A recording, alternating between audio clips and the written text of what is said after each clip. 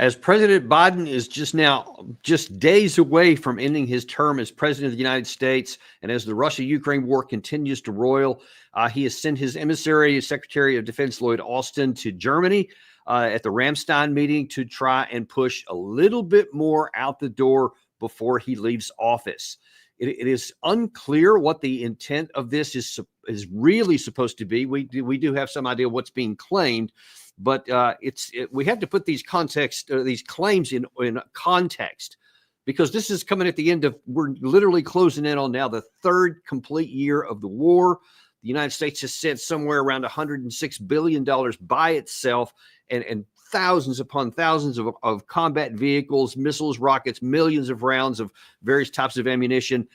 And if that didn't change the outcome of the war, it's unclear why this last push is somehow going to make a difference, especially when you're talking about the negotiations that are about to embark between President Trump and Zelensky and Putin, that it hasn't all the time before that. And to try and see if maybe there's something we've missed. We have one of the most excellent analysts that we can find, especially on European affairs, and that is, welcome back to the show, Colonel Jacques, who's a retired former Swiss Strategic Intelligence Service and also a former NATO officer. Colonel, first of all, welcome back to the show. Welcome to 2025. Thank you. Thank you. Happy New Year to all of you. And thank you for having me back in the show. Thanks. Always a pleasure and a privilege to have you on the show here, because you bring a perspective that a lot of our other guests may not have, and certainly I don't, about kind of how things are viewed in the European context. And we've got quite a bit of that to ask you about today. But I just want to start off categorically. Despite what some of these sound bites I'm about to show you about from Lloyd Austin and several other people in Britain as well, about why they're saying, yeah, we're going to keep doing all this stuff. But I just want to look at this in the 3-year context, in the big picture of the stuff. And, you're talking about all the stuff that we did in the initial phase of the war to try to help Ukraine blunt the initial Russian incursion. And then, all the preparation for the 2023 offensive, which broke its teeth on the first line, never to recover after that. The stuff that we've still been giving them, the $61 billion that we allocated in May of last year, didn't have any demonstrable impact on the destruction of the Ukraine armed forces and their loss of territory at all. So now then, in the 11th hour, what do you think is the real motivation behind trying to send this money out now? Well, in fact, if we're honest, we should say that the Russians have achieved the objective or reached the objectives in May, June 2022. In fact, that's the point where the Ukrainian army has been totally destroyed. And since then, the name of the game was no longer really to bring victory to Ukraine, because nobody knows exactly what this victory could look like. But in fact, it was to defeat Russia. So this is kind of a nuance in the terminology. And today, I think that the thing is a little bit different. And that explains also why we have the financing and the Ramstein group, as you just mentioned, but also the fact that the Ukrainians also started this new small counteroffensive, which is probably much more better defined as a bunch of small attacks than a big offensive. But in any case, the thing is that nobody wants to give Trump the impression that the fight is lost. That's the whole thing. They would like to keep the war active, the conflict active, so that in order to make it difficult to Trump to say, let's stop the whole thing. They want to bring some kind of the illusion of a success, the illusion that fighting is going on, so that, remember what, probably if we look the other perspective, but remember what Vladimir Putin said about Armenia last year or Syria this year. They said, well, if the Syrians themselves don't even want to fight, why should we help them? And this is exactly the kind of reasoning that the Ukrainian, in my view, would try to avoid. so that nobody can say, well, the Ukrainians themselves have stopped to fight, and therefore why should we continue to support them if themselves they don't want to fight. They would like to avoid this situation, and that's the reason why they keep this the war or the conflict alive, if you want, in order to make more difficult for Trump to say, let's stop the whole thing. Yeah, but there's a cost to that kind of a view, and I want to talk about that. But let's put it on the other side. I want to put in context that what Lloyd Austin is saying there, what he's doing, because he's in Ramstein, as I mentioned. For those who may not know, the Ramstein group is a grouping of roughly 50 nations, Western Europeans, and several others. That has been meeting. I think this was the 24th meeting since the war began, where the defense ministers joined together, their representatives, and talk about what they can do for Ukraine, what they can give them or so. That's the context with Austin announcing this new $500 million package. But to set the whole thing up about what everybody is supposed to do from the NATO alliance, we had Secretary General Mark Rutte address the media today before the meeting started and said this.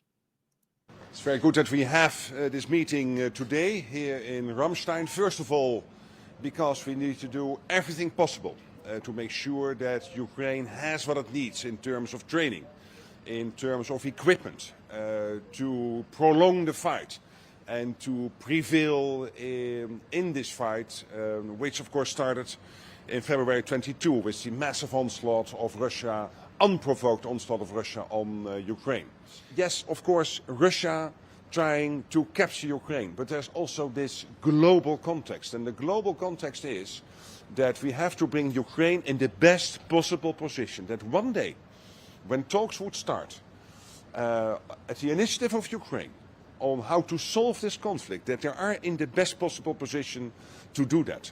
And then when these talks end, it will be looked at in a sense whether it is a good deal or not.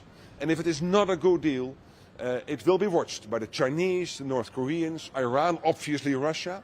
The whole world is watching. So we have to make sure that Ukraine is in the best possible position. Okay, so a couple of things I want to ask you about that. We'll get the last part secondly. But the first part there, I think he actually, I don't know if unintentionally, but he did kind of slip up and he said, we want to help Ukraine prolong the war. I mean, prevail in the war. So the first part is reality. You can prolong it for at least a period of time, but you cannot prevail. That is way long since gone. And according to what you just said, probably was gone in 2022. Well, absolutely. And in fact, but that in fact explains exactly the reason, the nature of this conflict. This conflict is not about helping Ukraine to have a victory. It's about weakening Russia. And that's the reason why they keep prolonging this war. This war, from the Ukrainian point of view, it has no sense for the Ukrainians. What Rutte says that they want to achieve a better position for Ukraine in future negotiation is exactly the opposite that's happening. In fact, Ukraine is weakening its position. And as Viktor Orban just said a couple of weeks ago, he said this conflict can end only in two ways. Either we have the destruction of one of the two parties, and everybody understands that it could only be Ukraine, or we'll have a peace negotiation. So if you prolong the war, you will not have the negotiation. Therefore, you are moving towards the destruction of one of the party. And the destruction of the party is Ukraine, meaning that the idea that prolonging the war is helping Ukraine to have a better, let's say, position in future negotiation is simply delusional. It has absolutely no sense. That is we are exactly pushing Ukraine in the opposite direction. And we see that every day. I mean, the Russians are moving ahead. The Russians are taking more territory in the last 6 months than they did in the whole 2023. And we see that the Ukrainians have even more difficulties to fill the gap on the front lines. And we have now the White House pressed Zelensky to have the recruitment or draft from 18 years age, year of age, Yeah, that's from that's 18 to insane. 25, meaning that they don't have enough people. And we have also more and more article and report coming from Ukraine saying that there are hundreds of thousands of soldiers who are missing. In theory, I think Zelensky recently claimed that the Ukrainian army has close to 1 million people. And on the other hand, last year, I think I showed the map that was made by the Ukrainian General Staff, saying that you have about between 500 and 600,000 troops, Russian troops in Ukraine. Meaning that, in essence, you have twice as much Ukrainians, in theory, twice as much Ukrainians as Russians. But the Russians are still moving ahead, and the Ukrainians are still not able to contain the Russian advance. Meaning that they are lying with the figures, right? And that they have probably lost close to 1 million people. I remember having seen figures from the Ukrainian opposition, so from within Ukraine, putting the figure of deaths, I mean, not just casualties, but fatalities in the Ukraine at 700,000, coming from the Ukrainian opposition. So I don't know. I have no means to verify this figure. I don't know. But to me, it's consistent with what we have witnessing on the battlefield. Right. Exactly. On the progress of the front line, that is the most likely and the most plausible outcome. I want to touch on the second thing that he mentioned in there, because it's directly related to that first part you just told me, that it's absolutely delusional to think that you can put Ukraine in a better negotiating position by funneling in a few more $1 billion here at the end. And then he said something at the second part of that, which I think is much more important than he realizes, for a different reason than he suggests. And that is that the world is watching. He said, we can't allow Ukraine to lose because everybody's watching and they'll draw conclusions. But I argue that, yes, everybody is watching. And if they see the NATO leaders in the United States and Great Britain and France, the powers of the West, being irrational and delusional on what they're trying to accomplish, and then if they follow the second course that you mentioned, Orban talking about a loss on the Ukraine side, that could have catastrophic negative implications for us beyond. And I wonder if you could talk a little bit about what that might look like. I totally concur with you. I think this is totally delusional, and it's counterproductive, because the more we advertise the victory of Ukraine, the victory of the West, the weakness of Russians, the weak economy, the weak army, the weak tanks, everything was weak and dysfunctional. But at the end, these are the weak ones, the dysfunctional ones, the sick ones who won. Meaning that there is a problem here, and everybody is seeing that from the outside. So I think it is simply not just the best image for the West. It's exactly the opposite, exactly what you said. So I think here we are completely in the Western narrative that we cannot show that we are losing. And in fact, had we realized that Ukraine was losing and that we coped with the situation and tried to find the best possible solution as it was in April 2022, probably we would have kept the image of a powerful NATO or whatever. NATO, even if you think about it, Mark Rutte is there. But in reality, the Ramstein group is not about NATO. NATO is only part of that group, meaning that it's about 57 countries that are in the Ramstein group, meaning that they had to bring other people from outside the NATO in order to support Ukraine, meaning that NATO as such is not a solution. Further, Yeah. if we consider that all the 27 countries had to make bilateral security arrangements with Ukraine for the simple reason that NATO is not tailored for this kind of crisis. No, NATO was organized and structured around the US nuclear power. As Jens Stoltenberg said several times, and I remember when I was in NATO, he said, NATO is a nuclear alliance. The whole point of NATO is to put everybody in Europe under the US nuclear umbrella. Now, we are in a conflict where obviously we cannot use the nuclear umbrella. So meaning that NATO is powerless. And for that reason, in order to intervene, they had to conclude those bilateral security agreements.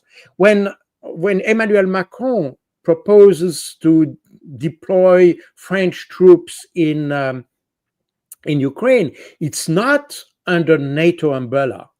It's in the framework of those bilateral security agreements, and that's the reason why also Donald Tusk said no. I don't. He went to 2 weeks ago. I mean, Macron went to Poland to ask the Poles to help and try to make kind of task force to intervene in Ukraine, and the Poles said no. And NATO has said several times when Emmanuel Macron floated the idea of sending troops, that was early last year, NATO said no way. Stoltenberg told him, there's no way we can do that because NATO is not suited for this kind of situation. And that shows how NATO is, in fact, should be completely readjusted to the current type of conflict we may have in Europe. You know, and let's certainly hope that is the case in the incoming Trump administration. But man, the outgoing one, almost reading from the Mark Rutte talking point memo, perhaps, we had U.S. Secretary of Defense Lloyd Austin very bravely saying, here's the reason we're giving this $500 million. We must not let up. And that's why I'm announcing today another presidential drawdown authority package valued at $500 million. It includes additional missiles for Ukrainian air defense, more ammunition, more air-to-ground munitions, and other equipment to support Ukraine's F-16s. Now, I play that in there because it's number one, he's saying the same things. You know, we have to do all this, and we're going to give F-16 stuff and whatever. Obviously, that had no impact on the war, even though everyone hyped out how much that it would. But before you even comment on that, I want to show you one more clip from the U.S. side, which I think even more strongly underscores your comment there about the weakness of NATO, especially conventionally. Here, this question is going to be about why there was a delay to this is the spokesman for the Pentagon. The question is, why is the delay in getting this stuff out the door? And then why did you not give all of it at the end that you had? Because there was another $4 billion they could have given. Watch the answer here and tell me if you pick out some alarming facts. I can tell you that there's going to be a few billion left in authority for the next administration to decide what to do when it comes to Ukraine. Why were you unable to use all the authority, the $4.8 billion, I think it was? Why not? Why are you leaving any left given the urgency of the situation? Well, you might remember earlier last year, we had a gap in funding that we were not able to restock our own shelves and our own supplies. So when we weren't able to do that and we were operating under a time when we were not able to resupply our own stocks, that prevented us from getting PDAs out the door. And you saw us pause for several weeks, in fact, on being able to supply Ukraine with what it needs on the battlefield. With every single PDA, we have to weigh it against our own readiness. And if the secretary and the chairman do not feel that we can provide a package at a certain amount of time, we will not be able to provide that package. That delay in funding severely limited the department on what we were able to provide Ukraine during that time. The thing was passed in April. We're in January, so a prudent person who doesn't follow this closely would say that was a long time ago. And I would tell that prudent person that, look, it takes the defense industrial base, it still takes a while to produce these capabilities. I mean, the fact that we're at the point of providing over 70, presidential drawdown authority packages to Ukraine, I think speaks volumes to this department's and this administration's commitment to Ukraine. Now, to me, the most alarming thing, and I'll see what jumped out to you, was that she admitted that we have given so much stuff out of the U.S. arsenal that we had to pause it for a while because we can't even rebuild our own numbers. What's important to us? And then she also admitted that our entire defense industrial base, after all of the alleged expansions that it's done since 2022, still can't meet the needs for the Ukraine side. Well, that's an interesting matter. I mean, you may remember that a few days ago, the New York Times mentioned the number of ATACMS missiles that were delivered to Ukraine, and they mentioned the figure of 500 ATACMS missiles, and that's about 20 to 25% of the U.S. inventory. I mean, this is huge, and in fact, this war has completely depleted the U.S. inventory, and not even talking about what you have in the inventories that have been depleted in Europe. That's even worse. Yeah. Meaning that the NATO, as it used to be 3 years ago, was in fact configured for a situation where everything works well in Europe.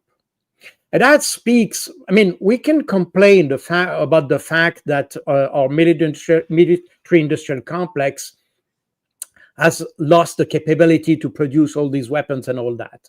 But at the same time, if we had normal relationships, normal diplomacy with ourselves, and we are with our enemies, by the way, then of course we wouldn't need to have all these weapons.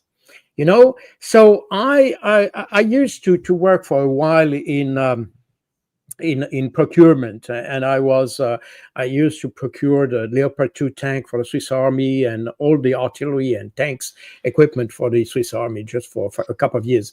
And I'm also disappointed to see how the Swiss military-industrial complex, which is not very big, but it has lost a lot since the Cold War.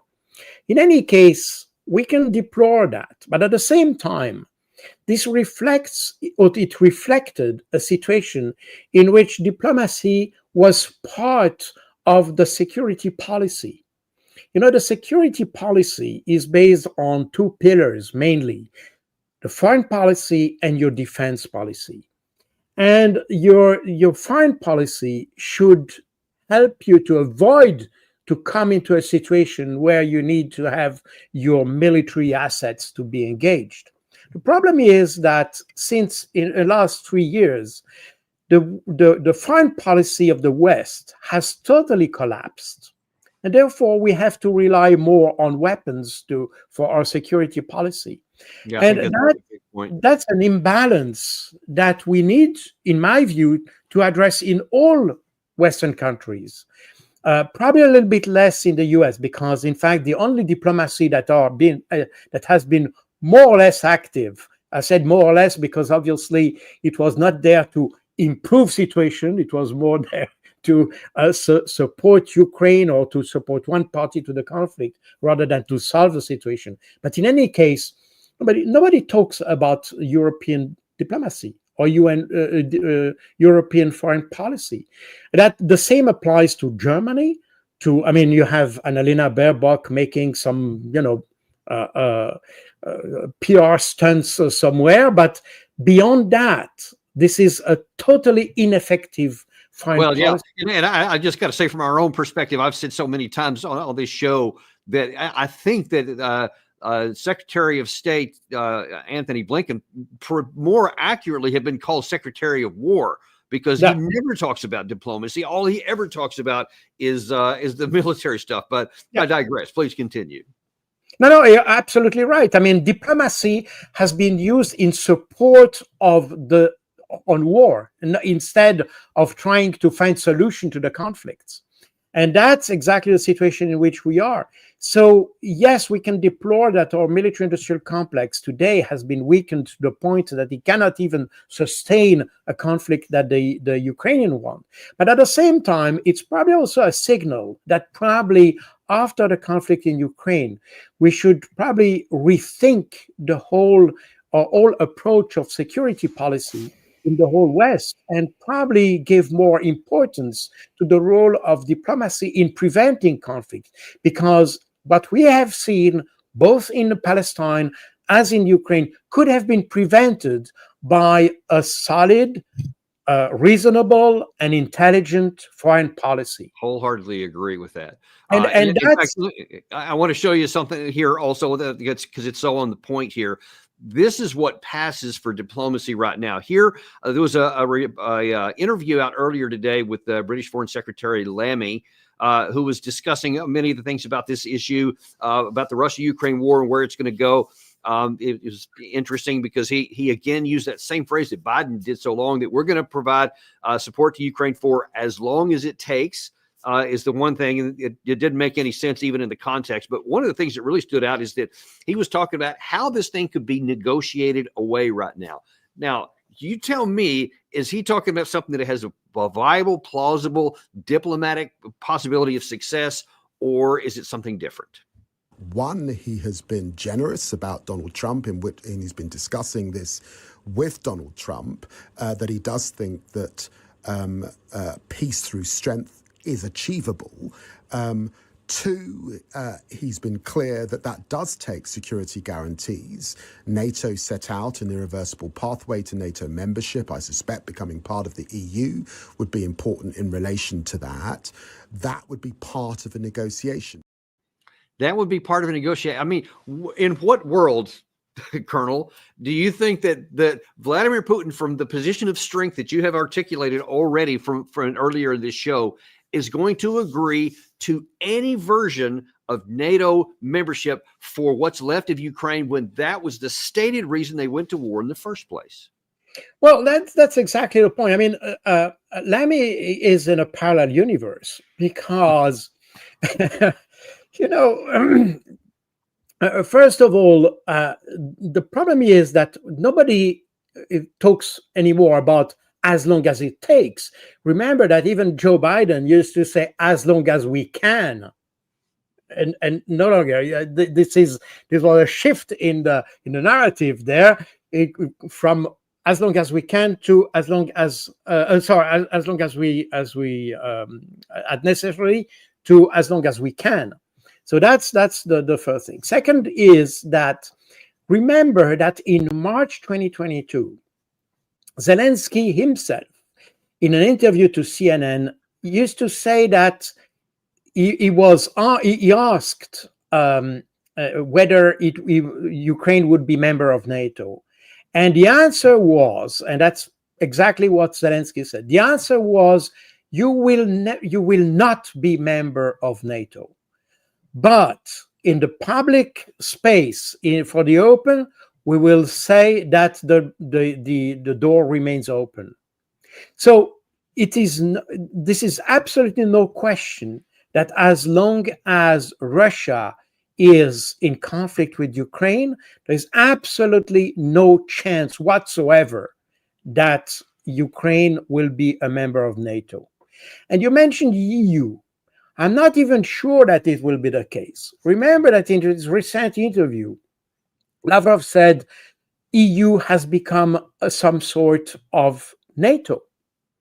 And in fact, again, we are back to the discussion we just had previously, that NATO is considered by European Union as the defense pillar of the European defense. But there is an external foreign policy of EU, but EU has never used that tool in order to solve the problem. When we heard Mark Rutte before, he said this was the unprovoked conflict in Ukraine. This is not true. This was provoked. This was preventable. This could have been prevented by the application of the Minsk agreement. And in Europe, nobody wanted to listen to that. And therefore, we came into a situation where Russia, for good or bad reason, felt obliged to intervene. But the whole thing is that in this phase between 2021 2022, where the European Union could have used its foreign policy leverage, it didn't. So and since then, in fact, European Union has only complemented NATO or NATO countries in providing weapons and ammunition to Ukraine. So European Union has never had this role that you could expect from a civilian organization trying to solve problem diplomatically, probably on the economic scene or whatever. They never did that. On the contrary, they were just adding fuel to the fire. And that's exactly the reason why I'm not even sure that the Russians will allow Ukraine to join the EU. I mean, eventually they probably will, because at the end of the day, the Russians were never against EU.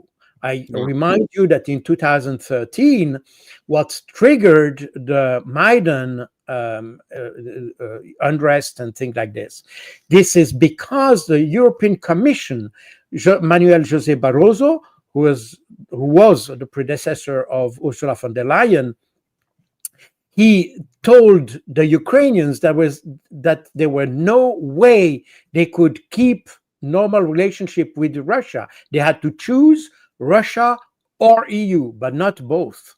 And that's exactly what triggered Maidan. So EU had always had this kind of position, very stiff position on that. The Russians never saw that this thing that way. They were ready for discussion.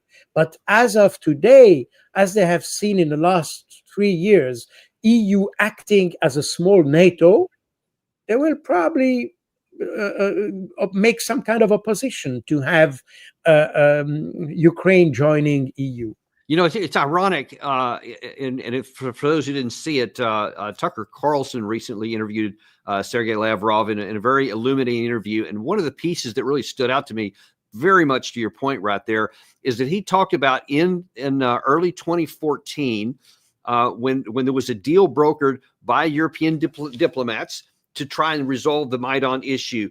He said that they had agreed that there would be early elections. This is in February, by May. And Lavrov said, we knew our side would lose. We knew our guys would lose the election, but we were willing to let it go on that. So he said, but because the West wouldn't wait for the elections, they had to move quickly. Then they ended up forcing, I believe it was Yanukovych out. And then we all know what happened after that. So even then, Russia demonstrated a willingness. It would have lost certain respects, it would have lost its influence, but it was willing to say, that's just how it works. We'll keep going on from there to try to get our interview. But we wouldn't have it. When we had a chance to have negotiations, we catapulted them. And I think that's in part of the provocation that you mentioned here a second ago. And I'm sorry, one other thing I want to click on here before we move to the next topic. In that issue with Lamy, talking about, I think NATO's going to be a part of that. That's echoing something that Volodymyr Zelensky said in an interview with Lex Friedman a couple of days ago, where he also said, my vision is NATO membership for the part of Ukraine we control, and then we'll get the rest back with diplomacy. Didn't ever explain how that happened. But listen, that along with what Lamy said is strange, coming in the fact that the incoming President Trump, who now just days away from taking office, at Mar-a-Lago a couple of days on the issue of NATO, said this. A big part of the problem was Russia for many, many years, long before Putin said you could never have NATO involved with Ukraine. Now, they've said that. That's been like written in stone. And somewhere along the line, Biden said, no, they should be able to join NATO. Well, then Russia has somebody right on their doorstep, and I could understand their feeling about that. But there were a lot of mistakes made in that negotiation. And when I heard the way that Biden was negotiating, I said, you're going to end up in a war. And it turned out to be a very bad war. And it could escalate. That war could escalate to be much worse than it is right now. They can never join NATO. Well, my view is that it was always understood. In fact, I believe that they had a deal, and then Biden broke it. They had a deal which would have been a satisfactory deal to Ukraine and everybody else, but that Biden said, no, you have to be able to join NATO. Now, I think that when he said the deal was in place, I'm pretty sure he was referring to the Minsk agreements that you alluded to a second ago, that would have prevented war all on its own almost.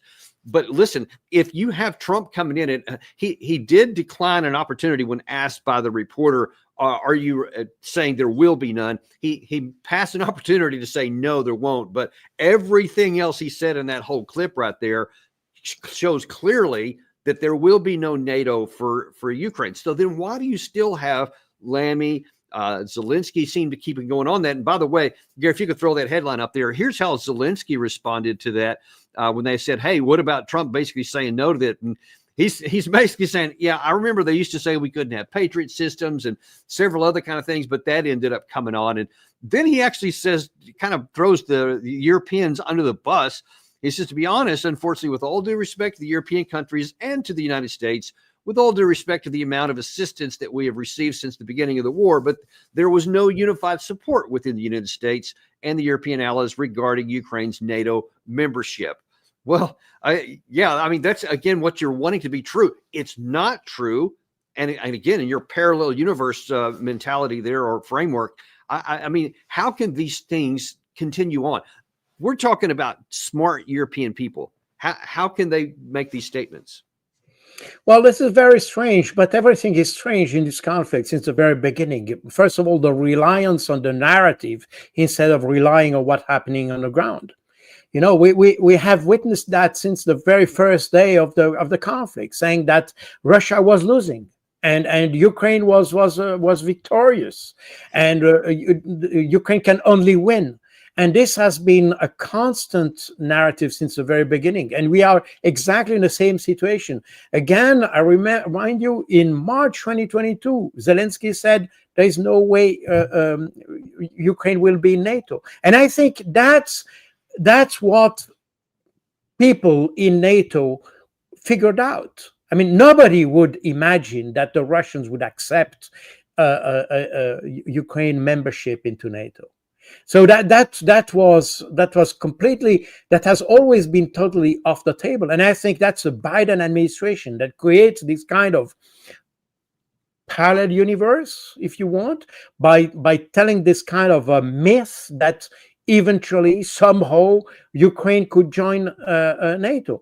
And we see that the determination of the Russians to avoid that. I mean, if we continue with this kind of rhetoric, that will only lead the Russians to completely destroy Ukraine.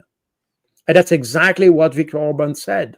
This absolutely, the Russians understand perfectly that if they accept that somehow that Ukraine would join NATO in 1, 10, 15 years, I don't know, this will resume the conflict. And that will be the start of a new war, and probably a more dramatic war, because if then Ukraine is in NATO, then the Article 5 could apply, and that means that the whole of NATO should be involved in such a conflict. So for the Russians, it's absolutely out of the question. So right. We are in a total delusion, because we have created a situation that has become totally unacceptable for the Russians. Totally unacceptable. Here's what I think too few Westerners, especially American politicians and opinion leaders, seem to not get, is that partially they can say, okay, well, yeah, I get that's the view from the Russians, that, you know, they don't want that, but we're not going to let them have that. Well, the problem is, you've kind of alluded to this a couple of times, there may not be a choice. There isn't a choice, not may not be. And let's look a little bit at you talked about basing policies on the narrative, or basing policies on the observed reality on the ground. The observed reality on the ground as of today, the Russians have been advancing relentlessly, methodically in the Kursk area after this so-called offensive, which was little more than a company plus level foray into the north, which has been blunted already. The Kupiansk area, new penetrations near the Oskol River and some other places in that area. The Toretsk is effectively gone now. Chesiv Yar is almost gone. And now then On the Pokrovsk area, if we had more time, I'd pull that map up, and you can see that the Russians appear to be moving closer to cutting off yet another, actually have physically cut off one of the other support routes into the Pokrovsk, and it looks like they're making some kind of a pincer move around so they don't take it front on in the front. They just cut it off on that. But here's the thing. It's geography alone is not the big issue. It's how the war is being fought and what it's being fought with. Here is a portion of a video by Julian Rupka, the German journalist that's been covering this extensively from the beginning of this, has had some good observations. And for those who may not know, he's definitely pro-Ukraine, but he's also accurate. Here he is in a video a couple of days ago explaining why there's a problem with the situation on the ground for the Ukraine side. Later, the entire city is under Russian control. Here we see it, along with brand new footage, video shots taken just this morning, which we haven't shown yet, reveal to us that the Russians have now reached the farthest western point in Kurakova, where we have also raised their flag, and now we are only about, as we can see on the map, 1 kilometer away from Dakhna. The footage we just saw was still, as mentioned, about 4 kilometers away from Dakhna. Further south, there are also heavy battles, which we will now watch in a video. We've seen Uspenevka here, this central place, a very small place, but a central place because it's located at so many roads. We can look at it again. So we have numerous intersections here that meet and go in all directions. The area was taken by the Russians, and we're currently reviewing some detailed footage that shows their movement slightly north of Konstantinopolska, which isn't marked here on the map, but right next to it as they try to advance further here. And once again, the big problem the Ukrainian army is facing, which is that although they have built massive defense structures, they don't have the manpower to occupy and defend them. And that's the key part here. That's enough of that for Gary. So even where the Ukrainian side does have good, well-built fortifications, they don't have the manpower to operate them. And so those things are being taken from that. And then here's this also how the Ukraine troops that they have are being misused. And Gary, if you can toss that one up here, this is from Military Analytics. This is another Ukrainian source, so this is not Russian misinformation. There was some concern about after Kurakova fell. It says, but the Ukrainian command repeats in Kurakova the same defense model that was used in Solidar, Bakhmut, Avdiivka, Vuhledar, when the enemy has already penetrated too deeply and there's no more strength to push him back.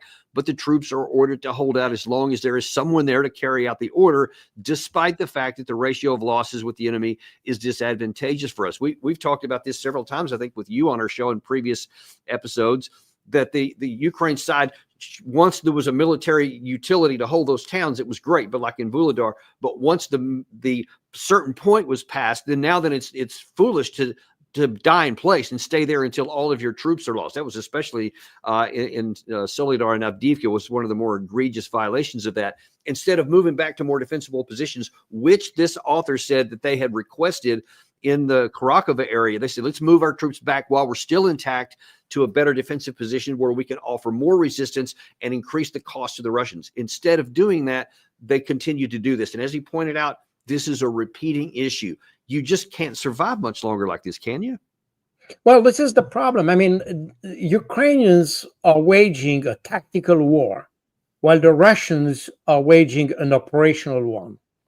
That means that the Russian forces still are able to maneuver on the ground. They're able to, even at a very slow pace, as General Surovikin used to say in October 2022, where he said, we are not aiming at big operations on the map, but we are aiming at destroying methodically the Ukrainian forces. And that's exactly what they're doing. But at the same time, they retain the ability to maneuver and outmaneuver the Ukrainians. The Ukrainians do not have the resources, I mean, the equipment, tanks and all that, to go to maneuver warfare. And they don't have even that in their doctrinal background, if you want. And since the very beginning of the war, in fact, the Ukrainians have always been very defensive, very tactical in the way they manage the war. And for that reason, they stick to localities, cities, villages, and all that to defense line, defensive position, but they never consider using maneuver. And in order to use maneuver, you need to be able to integrate your assets, air force, artillery, tanks, infantry. All that should be integrated into one body that maneuver together. That's the very essence of what we used to call blitzkrieg during World War II, which is, in essence, this is a joint warfare. And Ukrainians have never been able to do that. So now that they are lacking equipment, lacking tanks, lacking infantry, lacking aviation, because we don't talk about F-16 anymore. I mean, I don't know if they have kind of air support. I don't think so, because apparently the Russians are moving freely in the Ukrainian space, meaning that how can you have any kind of perspective of success if you're not able to maneuver on the ground? The Ukrainians are bound to their infantry positions.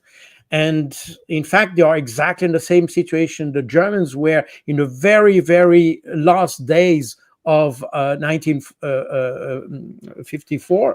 45, sorry. My German is 45. Exactly. So they are exactly in the same situation, that the Russian pressure is so strong that they don't have enough space to withdraw. In fact, that's in fact, I want to go ahead and bring this up here because I think this is going to illuminate where the real potentially fatal problems are for the Ukraine side. This is Pokrovsk I mentioned a minute ago, and here is where the German side, the Russian side has cut off one of the other routes where they could get supplies in and out. So that's been cut off. Obviously, these down here have been. They seem to be moving up around here to cut off yet another one, and that's just leaving fewer and fewer lines. And that also, of course, the problem is that affects all these other positions north and south of that, because now then Pokrovsk is no longer the hub that it was to effectively move troops around. But here's one of the things that I keep pointing out. Look at all the area beyond this current line here. There are no fortifications back here at all. If the Ukraine side can't even man the good fortifications they have in this area, what is going to happen if the Russians break through into these areas here? And by the way, I got from a Ukrainian source yesterday, told me that he was told by the Ukrainian general staff that there is an accumulation of somewhere around 150,000 additional Russian troops somewhere in these areas here, scattered out, that could be used to mobilize and mass up to something here. So it's possible that these brittle lines could be pushed either in part of some kind of Putin drive to maybe break through into this area, or just put more pressure. I don't know for sure what. Obviously, no one's told me on that from the Russian side. But I just want your opinion from a strategic or at least an operational perspective. If the Russians do push through and break through this area, and what happens to all this area in between here and the Dnieper River? Well, that's exactly the problem for the Ukrainians, because in fact, all these defensive positions that we had, Avdiivka, Bakhmut, Pokrovsk is the last, is the end of this fortified area that was built since 2021 around the Donbass. And this was a very deep area that has been fortified by Ukrainians. And now Pokrovsk is probably the last, the border of this fortified area, meaning that once Pokrovsk is passed, then the Russians have probably a kind of open terrain up to the Dnieper River and to Dnipropetrovsk and to Zaporozhye also. So this is what is a major source of concern. That's also the reason why some people in the West try to engage, or let's say are in favor of some kind of negotiation, because it's probably better to have a negotiation around what the Russians have currently under control, than waiting more and having the Russians at the Dnieper River, and then more than 2/3 of Ukraine would be under Russian control. And so this is why some people say, well, probably better to stop the thing now and have a discussion now in order to stop the whole thing at this stage, rather than waiting and making the conflict going further and having the Russians occupying the rest of the up to the Dnieper. I don't think that the Russians want to go beyond the Dnieper, because I don't either. I don't think that they desire to do that. But I want your opinion, especially on something European. So obviously, you mentioned earlier Viktor Orban. Robert Fico has also been very outspoken just in recent weeks about wanting this thing to be brought to a negotiated settlement, because I think that they have recognized all the things you're talking about there and have said time is going to be on our side, and history will definitely vindicate this position. But history will also condemn those who are not on this position. And I just wonder, to what extent are you aware of maybe some of the other leaders of European states who maybe see this stuff and are saying, okay, I see this, like the Macrons and the Keir Starmers talking about stuff that's just nonsense here, and I see these guys talking about something that matches what I see on the ground. I want to get on this side. So if this thing falls apart and if the Russia actually wins here, I don't want to be one of these dumb guys over here, so to speak. Do you see any movement on that, or is everybody just waiting to look and see what Washington's going to do? Well, I think the movement is probably not exactly in that, but at the politician levels, but I see more movement in the intelligence community and in the military community in Europe. They start to understand that the narrative is no longer consistent with the reality. They probably did before, but today they are more vocal about this. And this is, now you have, of course, all these politicians, Macron and Ursula von der Leyen and Keir Starmer and all that, and Olaf Scholz. They have, in fact, during the last 3 years, they have made every effort to create a picture of the situation that requires more weapons, more money, more resources, more everything, including ditching the Russian gas and all that. So they have engaged themselves so strongly in favor of war that they cannot really realistically go backwards, and that's a little bit the problem. But within the institution, when I talk to people coming from the intelligence community, they have a completely different approach to that. And probably within the establishment in Europe, you have more and more people who understand that, in fact, the issue is lost since years, in fact. But today they can say it if you want, or they are probably, it's more allowed to say it, if I can put it that way. And that may press the European leadership to come along with Trump. The problem will be how far you can go by acknowledging that the Russians have won without losing face, and that will be the challenge of the next months. And I don't know that can be successfully managed. We'll see how that works out.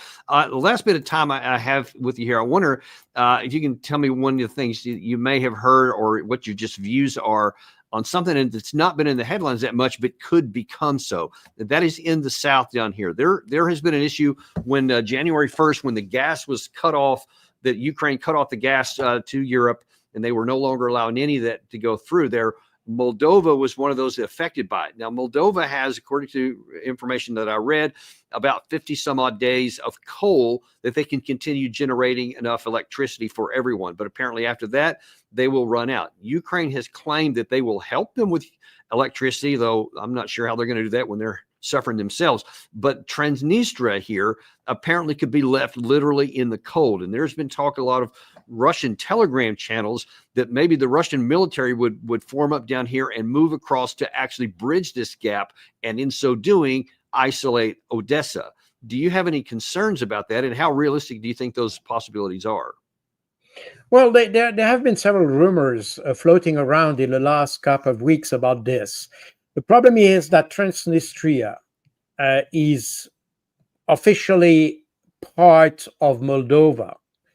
That's what the international community recognizes. So I don't know how whether the Russians are ready to engage Moldova, or yes, the Moldovan territory, de facto or de jure Moldova, for this to solve this situation. On the other hand, Moldova apparently is using Transnistria as a pawn for that. I mean, they are using they to bait the Russians. And this has been something that the Ukrainians have tried to do already 1.5 years ago, try to use Transnistria as a bait for the Russians and to press the Russians into a conflict with Moldova, which would, of course, have political repercussion and would attract international condemnation and all that. So I don't know. But at the same time, we see that there are some movements in the south of Ukraine, and some said that the Russians were preparing for some kind of amphibious assault across the Dnieper region and to regain control over the western part of the Kherson Oblast. And that would, of course, cut Odesa from the rest of Ukraine. At the same time, we know that within Odesa, you have a very strong partisan movement that is existing. And I don't know exactly at this stage how far this, but probably the Ukrainian SBU knows that better than me. And probably there's a lot, because we know that there's a lot of anti-partisan activities in Ukraine in Odesa, because precisely that a possible scenario would be that you have some kind of uprising in the Odesa region, and that would in fact open the door for the Russians to come in the southern part of the. And do you think that the Russians have the military potential combat power, specifically in the south, to make good on such a move if they wanted to? Well, they probably have the power to move into the Odesa Oblast. I'm not sure they have the potential to take Odesa. Odesa is a big city. And if you see, I mean, the difficulty to enter Bakhmut, Avdiivka, and all that, even if Odesa is probably not as fortified as these cities were, it will be probably a big challenge for Russian forces to enter the city. And the biggest challenge for the Russians is that they don't want to destroy Odesa. So that's certainly something they don't want to do. As a result, the Russians are probably not under pressure to enter Odesa and to take over the city. But at the same time, you have a very strong partisan movement that can eventually let's say, support some kind of offensive in the region by the Russians, and probably contribute to remove, let's put it that way, the Ukrainians from that region. And that's the next question I had is to your, at least to the extent that you're aware, how much defensive capacity does Ukraine have there? Because obviously they've been focused up on the Pokrovsk area and the whole Eastern Front, and now all of a sudden up in Kursk as well. Even in Kharkiv, they still have to have some troops up there. Do they have enough to defend down there if Russia made a push? Well, that's probably one of the consequences of the Kursk offensive, because the Kursk offensive that the Ukrainians have started on the 8th of August last year, this offensive has sucked literally a lot of Ukrainian resources.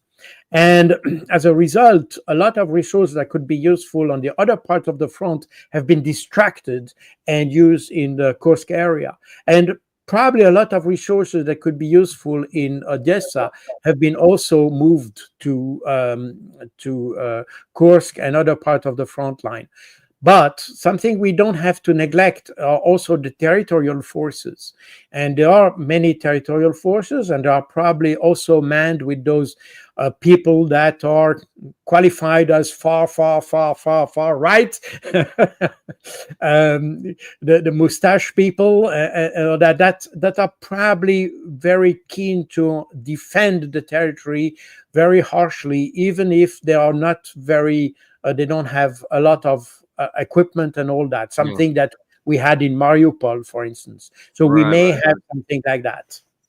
Yeah, well, we're going to have to wait and see how that's going to work out. Obviously, the best case scenario for the Ukraine people is for the incoming Trump administration to make the necessary concessions to get the negotiation, to get this war off the table. Everybody benefits that way, because I fear that if we don't, Trump comes in and tries to, look tough and try to get a good deal for the Ukraine side, that Russia just may go, okay, not interested. We're just going to keep fighting, and then eventually have a military defeat for the Ukraine side. That's my big concern. This is exactly what will happen. I mean, if there is not a good deal, if the thing is that as of today, everything is in favor of Russia. I mean, they have all the cards in hand. The Ukrainians have none. They tried with Kursk, but they don't have any cards. And I think that's exactly what Trump and Kellogg have noticed. That if they want, there will be no. I mean, there can be a negotiation, but the baseline of the discussion will be clear, and that's exactly what Vladimir Putin said on the 14th of June. That means the four regions in the south are under Russian control, and there will be no NATO for Ukraine. That's the baseline. And I think this baseline, I don't see any way for the Trump administration to bypass this baseline. Yeah, and it's also don't see any political move for him to agree to that baseline, which is why I'm worried about what's going to happen. But we'll see that. We'll see how it works out there. We may, by the way, just for our viewers here, we may get a chance to bring you back in a week or so to talk more about that partisan issue here, because I understand that you're in the latter stages of writing a new book on this, which will come out later this year. We will definitely feature that whenever you do come out with it. But it's specifically on this partisan issue, which is something that hardly any in the West are even aware of. So we're really eager to get you back on to talk about that. Absolutely. With pleasure. Thank you. We look forward to seeing that, and we'll look forward to seeing you back as well. Thank you very much for joining us today. Be sure and like and subscribe if you haven't on your way out, because we're going to continue to be uncompromised and unintimidated to bring you everything that's the truth, no matter whether anybody likes it or not. You deserve to know the truth. Thank you very much. We'll see you on the next episode of Daniel Davis Deep Dive.